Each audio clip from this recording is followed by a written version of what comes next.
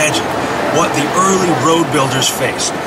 Dense trees and underbrush, sloping ridges, and immense boulders and ledges were at every turn.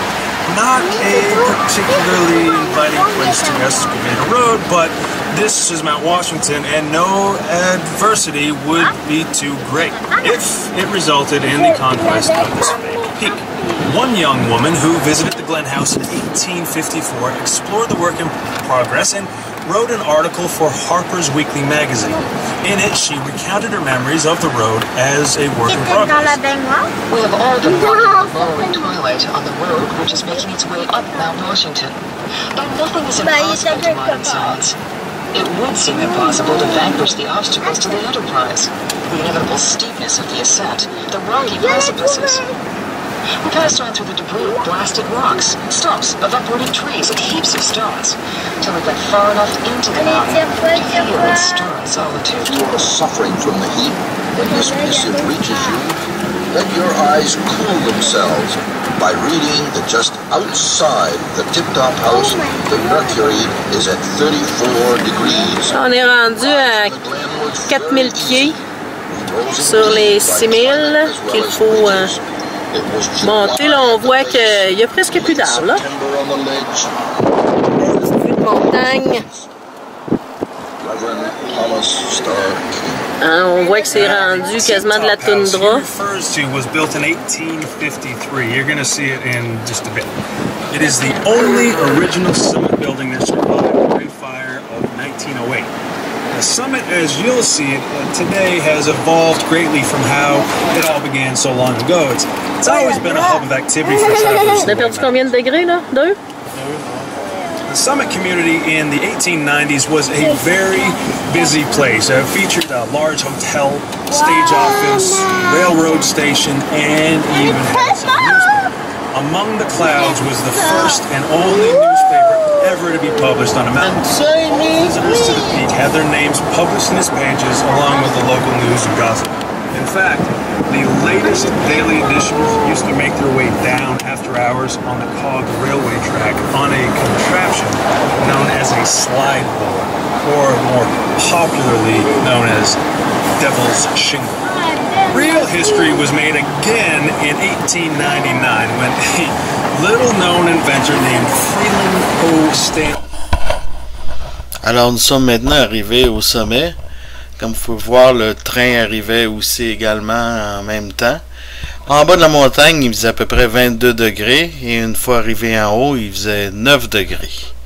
Alors on avait un petit Tommy qui était gelé, comme un bâton. Et Amy, elle avait bien du fun. Il y avait aussi beaucoup de vent. Puis la luminosité était incroyable. Le soleil était très brillant, très fort. C'est exceptionnel. Alors on est allé voir la maison entourée de pierres qui était là, qui servait dans le temps là, pour les gens qui habitaient là. Donc c'est une maison assez ancienne. Et il y avait toutes sortes de tours de télécommunications sur le toit. Puis il y avait aussi un endroit là pour les touristes. Donc un endroit pour manger, pour boire, etc. On voit que la maison est recouverte de pierres pour pas qu'elle parte au vent. Donc là, on était au sommet du mont Washington, à 6288 pieds, aux 1917 mètres, donc quasiment 2 km de haut. Alors ici, on est dans le centre pour les touristes. Et on voit aussi les montagnes environnantes. Et le climat assez désertique qu'on retrouvait au sommet. Évidemment, il faisait pas très chaud. Donc, on a fait le tour un petit peu en haut. On a passé quelques minutes à regarder les montagnes. La vue est superbe. Il y a des centres de ski partout autour, étant donné qu'il y a plein de montagnes. Donc, pour les skieurs, ça doit être le paradis du ski là-bas. Alors, on voit moi et ma fille. Et le train de plus près, il y a deux sortes de trains. Il y a les trains à l'huile comme ça, puis un train à vapeur. Alors là, on voit le lichen sur les roches. et maman qui se prépare à embarquer pour la grande descente vers le bas, qui a été quand même assez difficile sur les freins, là, ça chauffait pas mal. Donc voilà, nous étions bien heureux d'avoir accompli cet exploit de monter sur le mont Washington. Ça fut une expérience très agréable. Donc on redescend tranquillement, pas vite. Crew of dedicated weather watchers.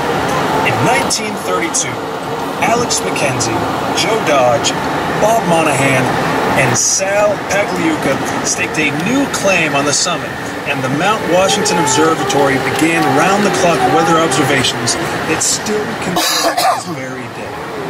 Then came the day that Est-ce qu'il fait chaud en haut de ça, Tommy? A day that has gone down in history and has yet to be topped.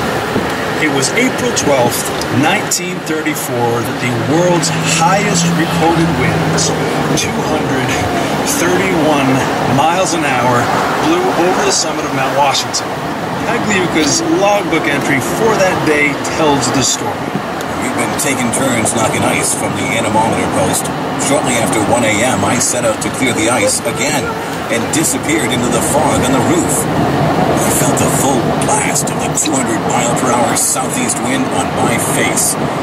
Kneeling on the platform, I pounded the foot-thick ice accumulation with all my strength, but alas, wasn't making much impression on the rough frost. On that day, too, a tire with Indian Guards riding up in the road's own 6-horse mountain wagon in a 1917 Bon, mais c'est une petite raide descendante sur les freins. C'est assez à pic. Puis le chemin est pas même large, donc...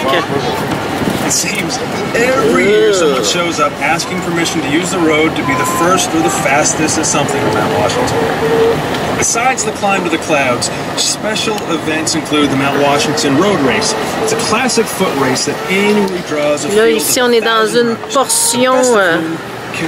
Ah, on revient sur l'asphalte. On avait une portion qui était en terre.